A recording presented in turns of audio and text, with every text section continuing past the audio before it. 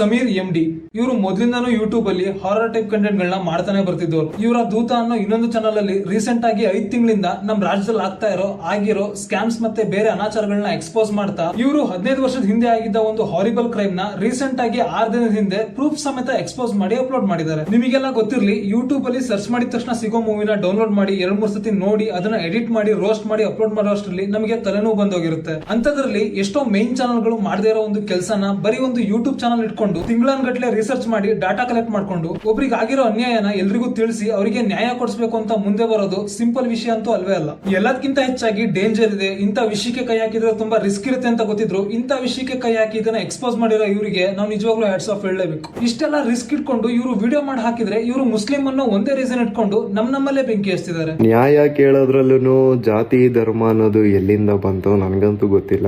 ಒಂದು ಹುಡುಗಿಗೆ ಅನ್ಯಾಯ ಆಗಿದೆ, ಅವಳಿಗೆ ನ್ಯಾಯ ಕೊಡಿಸಬೇಕು ಅನ್ನೋ ಇವ್ರ ಮಾತಲ್ಲಿ ಜಾತಿ ಎಲ್ಲಿಂದ ಬರುತ್ತೆ ಗುರು? ಇದ್ರ ಮಧ್ಯ ಇವ್ರ ಮನೆ ಅಡ್ರೆಸ್ ಮತ್ತೆ ಫೋನ್ ನಂಬರ್ನು ಲೀಕ್ ಮಾಡಿಸಿದ್ದಾರೆ.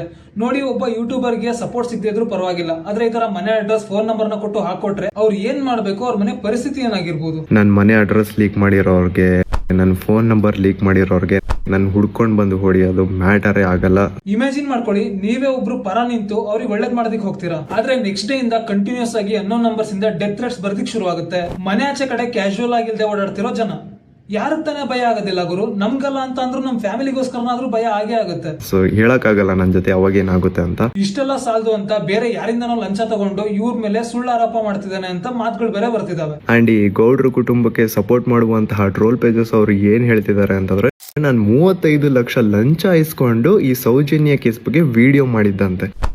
ನಾಚಿಕೆ ಆಗ್ಬೇಕ್ಲಿ ನಿಮಗೆಲ್ಲ. ಏನಂತ ಯೋಚನೆ ಮಾಡ್ತಿರೋ?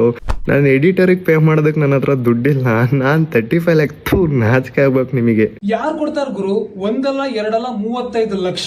ಯಾವಾಗ್ಲೂ ಆಗಿರೋ ವಿಷಯನ ಇವಾಗ ಕೆಣಕ್ಬಿಟ್ಟು ಮಾತಾಡೋ ಅಂತ ಅಷ್ಟೊಂದು ದುಡ್ಡು ಯಾರು ತಾನೇ ಕೊಡ್ತಾರೆ? ನೀವ್ ಯೋಚನೆ ಮಾಡಿ. ಸೋಲ್ಸ್, ನಾನು ಯೂಟ್ಯೂಬ್ ಅಲ್ಲಿ ಸಮೀರ್ ಅವ್ರ ವಿಡಿಯೋಸ್ ನ ತುಂಬಾ ವರ್ಷಗಳಿಂದ ನೋಡ್ತಾ ಬರ್ತಿದೀನಿ. ಆ ಮನುಷ್ಯ ಹೆಂಗೆ ಅನ್ನೋ ಐಡಿಯಾ ಅಂತೂ ನಂಗಿದೆ. ಹಾಗಾಗಿ ಎಲ್ಲಾ ಕಂಟೆಂಟ್ ಕ್ರಿಯೇಟರ್ಸ್ ಅಲ್ಲೂ ನಾನು ಕೇಳ್ಕೊತಾ ಇದ್ದೀನಿ, ಪ್ಲೀಸ್ ಈ ಒಂದು ವಿಷಯದಲ್ಲಿ ನಿಮ್ ವಾಯ್ಸ್ ನ ರೇಸ್ ಮಾಡಿ. ಅರ್ಥ ಮಾಡ್ಕೊಳ್ಳಿ, ಈ ತರ ಇರೋ ವಿಷಯನ ಇದ್ದಂಗೆ ಹೇಳೋರ್ನ, ನ್ಯಾಯ ಕೊಡಿಸ್ಬೇಕು ಅಂತ ಮೋಟಿವ್ ಇರೋರ್ನ ನಾವು ಕಳ್ಕೊತಾ ಹೋದ್ರೆ, ಬಿಟ್ಕೊಡ್ತಾ ಹೋದ್ರೆ, ಯಾರಿಗೂ ಆಗಿರೋ ಅನ್ಯಾಯ ನಾಳೆ ದಿನ ನಮಗಾದಾಗ ವಾಯ್ಸ್ ರೈಸ್ ಮಾಡಿ ಮಾತಾಡೋದಿಕ್ಕೆ ಯಾರು ಉಳಿದಿರಲ್ಲ.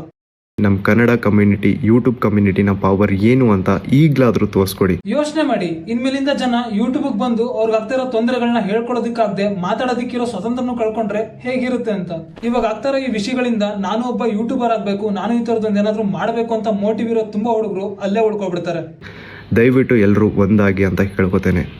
ಸೊ ಒಳ್ಳೇದ್ಯಾವ್ದು ಕೆಟ್ಟದ್ಯಾವ್ದು ಅಂತ ಅರ್ಥ ಮಾಡ್ಕೊಳ್ಳೋ ಶಕ್ತಿ ನಿಮ್ಗಿದೆ. ಸೊ ಒಳ್ಳೇದಕ್ಕೆ ಯಾವಾಗ್ಲೂ ನಿಮ್ ಸಪೋರ್ಟ್ ನ ಕೊಡಿ. ಆಮೇಲೆ ಇನ್ನೊಂದು, ಸಮೀರ್ ಅವ್ರಿಗೆ ಯಾರೋ ಏನೋ ಮಾಡಿದ್ರು, ಅವ್ರನ್ನ ಪೊಲೀಸ್ನವರು ಅರೆಸ್ಟ್ ಮಾಡಿದ್ರು, ಎಕ್ಸೆಟ್ರಾ ನ್ಯೂಸ್ ಗಳೇನಾದ್ರು ಬಂದ್ರೆ ಅದನ್ನ ಲೈಕ್ ಶೇರ್ ಮಾಡೋದಕ್ಕೂ ಮುಂಚೆ ಸ್ವಲ್ಪ ಯೋಚನೆ ಮಾಡಿ. ಆದಷ್ಟು ಫೇಕ್ ನ್ಯೂಸ್ ಸ್ಪ್ರೆಡ್ ಆಗೋದನ್ನ ತಡೆಯೋಣ. ಸೊ ಹೇಳಕ್ ಆಗಲ್ಲ ನನ್ ಜೊತೆ ಅವಾಗ ಏನಾಗುತ್ತೆ ಅಂತ. ಟೇಕ್ ಕೇರ್, ಬಾಯ್.